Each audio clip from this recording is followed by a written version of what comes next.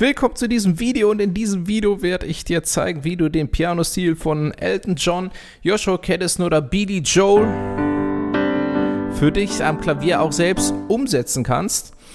Und das ist der zweite Teil, das zweite Video einer sechsteiligen Challenge. In 6 Wochen zum Meister am Klavier erscheint jeden Sonntag. Über einen Zeitraum von 6 Wochen. Die Playlist ist hier unter dem Video verlinkt.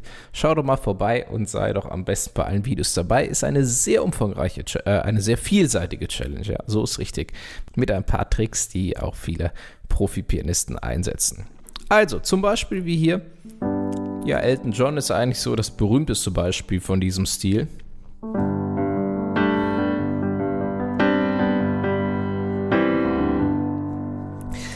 Letztendlich spielt er nämlich zum Beispiel Akkorde nicht nur so in einer Ballade, sondern er bringt noch ein bisschen Rhythmus mit rein, und zwar einige Extratöne, die allerdings wirklich relativ simpel sind. Was er nämlich einsetzt, zum Beispiel das ist jetzt ein G-Dur-Akkord, eine GHD.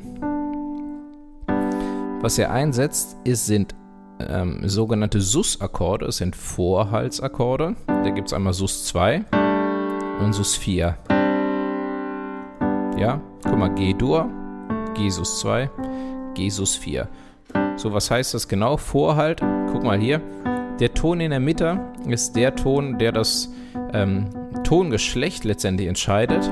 Das H entscheidet, dass das hier ein G-Dur-Akkord ist.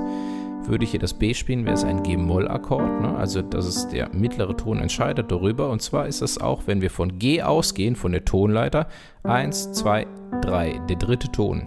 So, der dritte Ton wird bei Sus-Akkorden nicht gespielt, sondern entweder der zweite anstelle des dritten oder der vierte. Ja, 1, 2, 3, 4. Oder der vierte anstelle des dritten. Guck hier, jetzt mal den zweiten. G Sus 2 und jetzt den vierten anstelle des dritten. Wir wissen deswegen nie, ob es sich hier um ein Dur, es ist weder ein Dur noch ein Mollakkord. Das wird uns vorenthalten quasi, ja. So, also das sind sogenannte Vorhaltsakkorde. Und außerdem haben diese Akkorde ein bisschen Spannung, ein bisschen das Bedürfnis aufgelöst zu werden zum eigentlichen Dur-Akkord zum Beispiel oder auch zum Moll-Akkord theoretisch. Und auch von oben. Na, hier so sind sie definitiv entspannter und diese Sus-Akkorde bauen diese Spannung auf. Und hier mal mit dem Moll. Klar, ist eine andere Atmosphäre, aber ist auch wieder entspannt. So, also das sind Sus-Akkorde. Und zwar werden die eingesetzt im Wechsel mit dem Dur-Akkord. Einfach nur mal so einen kurzen Ausflug dahin.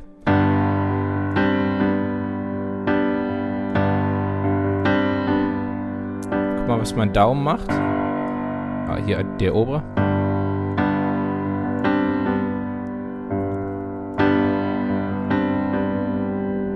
Ja, der macht noch so ein bisschen Variation da rein.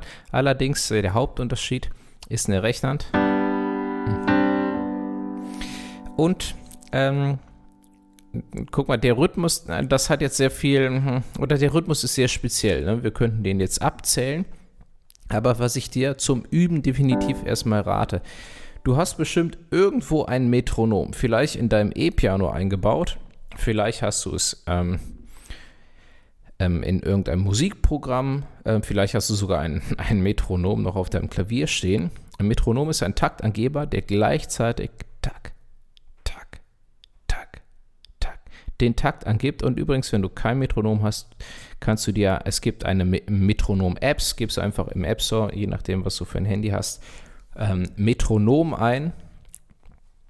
Und dann findest du ein solches Metronom, ich glaube auch kostenlos als App zum Download. Und dann gibt dir diese App oder das Metronom ein Tak oder ein Piepton oder was auch immer. Meistens sind das ganz grässliche Sounds, die man aber nicht überhören kann. Schön gleichmäßig.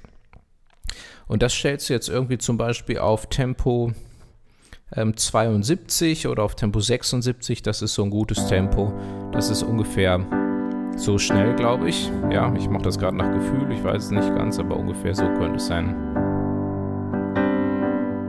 So, und erstmal spielst du bitte, das ist nämlich wichtig, dass du erstmal den eigentlichen Groove hast. Gleichmäßig mit diesem Takt. Tag, Tag, Tag, Tag. Und wenn du dann da dran bist, darfst du auch mal so einen Ausflug machen. Tag, Tag, Tag. 1, 2, 3, 4. 1, 2, 3, 4. 1, 2, 3, 4.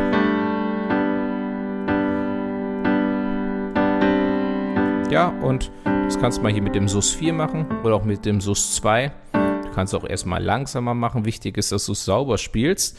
Und letztendlich und dann später schneller.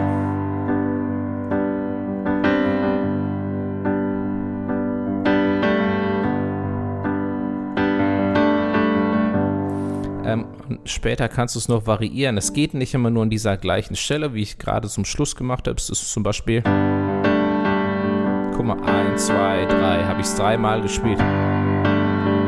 Allerdings, die Basis ist immer das Metronom und das ist ganz wichtig, der Takt.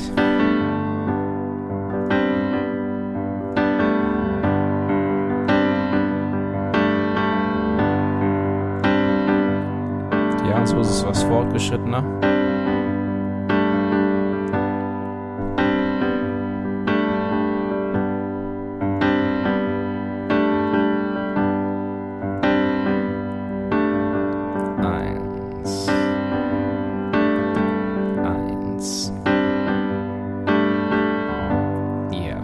Und das ist in erster Linie, ja, ein bisschen das Geheimnis von Elton John, von Joshua Caddison, von Billy Joel. Sowas einzusetzen. Schau mal hier, das ist ja die Grundstellung hier von G-Dur. G-Dur kann man auch so spielen in einer Umkehrung. Und hier, das ist der dritte Ton, ja, das H, ne? Und Sus 4 ist dieser. Das D ist aber hier unten. Auch das ist ein Sus 4. Und dann... Ja, und das ist ein Sus 2 wieder. G Sus 2, ne? Das D W oben. G Sus 2. Nur holen wir das D hier runter.